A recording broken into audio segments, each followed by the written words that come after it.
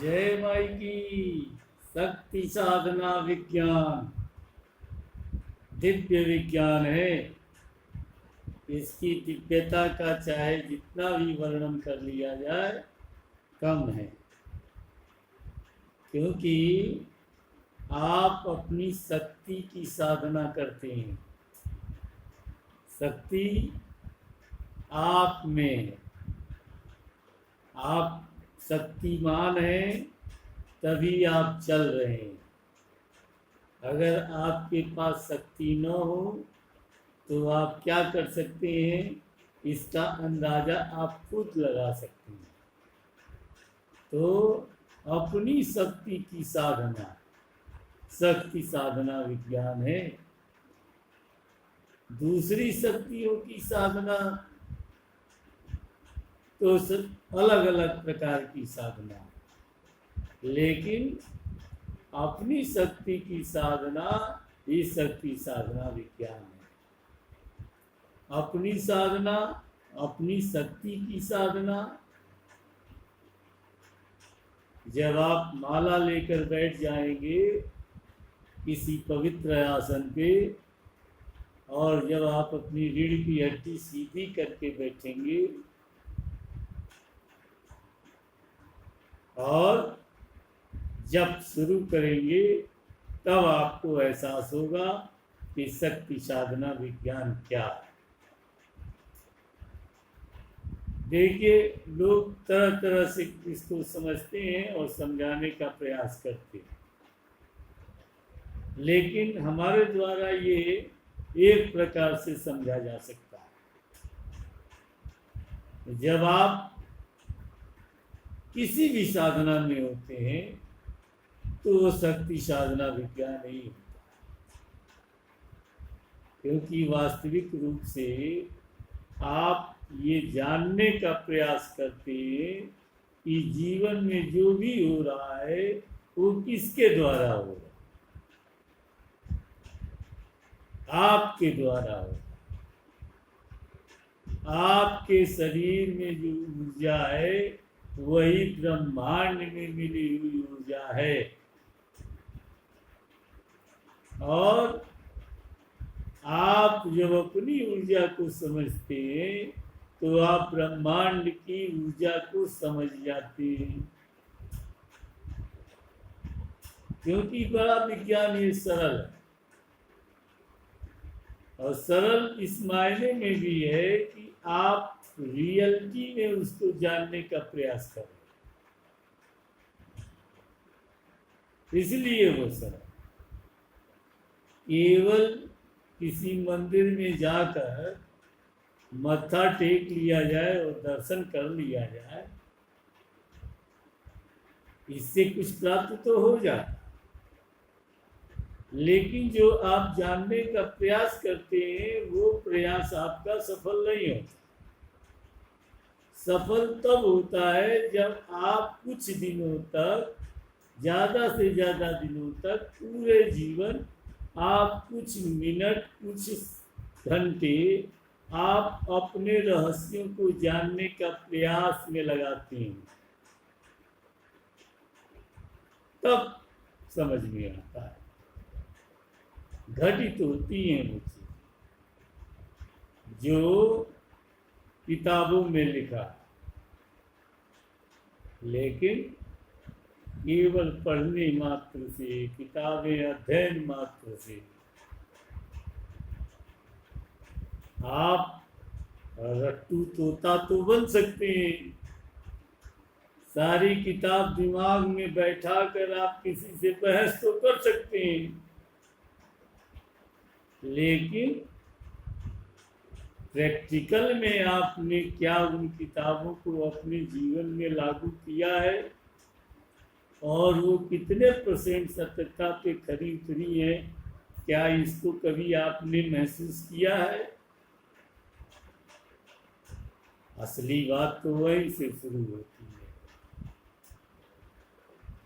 आप अगर महसूस करेंगे तो फिर आपको महसूस होगा। तरीके से अगर आप किताबों पे चलेंगे किताबों में लिखी हुई चीजों को अपने अंदर धारण करेंगे और कुछ दिनों तक करेंगे। ऐसे नहीं कि आज कर दिया बस, कुछ दिनों तक करेंगे, तब आपके सामने रहस्य आएगा। और रहस्य जब आना शुरू होगा तब आप ज्ञानी होंगे, शक्ति साधना विज्ञान को समझ पाएंगे। जानते हैं, एक पत्थर जमीन पे पड़ा, बस पड़ा है, आपने उस पत्थर को उठाया, बड़े देर से पेड़ की तरफ उछाला, तो पेड़ की पत्तियों को भी पत्थर तोड़ता है, लगे हुए पेड़ के फल भी पत्थर तोड़ता है। अगर जमीन पे पड़ा है तो बस पड़ा है। आपने उस पत्थर का आपने शारीरिक शक्ति के प्रयोग से वृक्ष पे उछाला, उसका परिणाम आपके सामने है। बस इतनी सी बात है। किताबें भी हमारे धर्म की, यानी सनातन धर्म की रिसर्च पे आधारित है। हम पुराने किताबों की बात कर रहे हैं, वेद और पुराणों की बात कर रहे हैं, शास्त्र विज्ञान की किताबों की बात कर रहे हैं, क्योंकि ऋषियों ने अपने रिसर्च पे आधारित किताबें बनाई थी। आज इन पे रिसर्च करने वालों की संख्या कम है,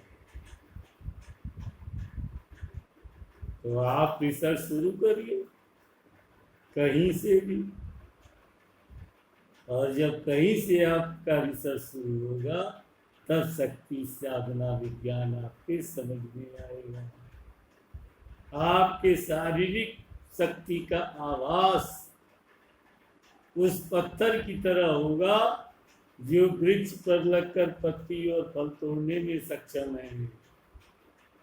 आप ब्रह्मांड के रहस्यों को सुलझा पाने में सक्षम हो जाएंगे अपने शरीर के शक्ति के द्वारा। और बस क्या कहें, फिर रमते चले जाएंगे, आनंद उठाने लगेंगे। और नहीं तो किताबों में रोज पढ़ेंगे कि 7 चक्र होते और 7 चक्रों के ये कार्य हैं। अब बस दिमाग में उसको बैठा के और दूसरों से आप वाद विवाद करेंगे और उन चक्रों को अगर आप अपने शारीरिक बल से जागृत करेंगे तभी तो आप समझ पाएंगे कि किताबों में जो चक्र की शक्ति का ज्ञान हमको बताया जा रहा है वो क्या सत्य है। कुल कहने का अर्थ ये है कि आप साधना करें और साधना के परिणाम को महसूस करें। बिना साधना के परिणाम आपके सामने नहीं आने वाला। और किताबों में तो बहुत कुछ लिखा है, उस पे क्या है आप किसी से डिस्कस कर सकते हैं। तो जब तक आप अपने अंदर उतर के अपनी शक्ति के द्वारा आप ब्रह्मांड शक्ति को अगर जानने का प्रयास नहीं करते तब तक आप शक्ति साधना में असफल हैं। और एक और बात इसमें हम जोड़ दें, बाल्यावस्था, तरुणावस्था, यंगावस्था और वृद्धावस्था इसी शक्ति के रूप है। बाल्यावस्था यानी एनर्जी का बालक स्वरूप, ऊर्जा का बाल स्वरूप, ऊर्जा का तरुण स्वरूप, ऊर्जा का यंग स्वरूप, ऊर्जा का वृद्ध स्वरूप। शुरू तो आपको कहीं न कहीं से करना ही पड़ेगा, और बाल्यावस्था की ऊर्जा से शुरुआत अच्छी होगी तो शरीर को भी ऊर्जावान करना पड़ेगा। जैसे बालक जन्म जब ले लेता है तो माताएं मालिश करके हाथ पैरों को सीधा करती हैं, लिटा के पीठ के बल बच्चे की सेवा होती है, उसके अंगों को वरिष्ठ और शक्ति संपन्न बनाया जाता है। तो इसी तरीके से अगर स्वयं की शक्ति को समझना है और ब्रह्मांडीय शक्ति को समझना है तो पहले बाल्यावस्था के शक्ति में जाना पड़ेगा, फिर तरुणावस्था में, फिर यंगावस्था में, और फिर वृद्धावस्था में मोक्ष की कामना के साथ काम क्रोध लोभ मोह अहंकार सब पे विजय प्राप्त करना पड़ेगा। इसी को वृद्धावस्था का शक्ति साधना विज्ञान कहेंगे। और फिर परम ब्रह्म में विलीन साधना है। अब ज्यादा नहीं। जय माई।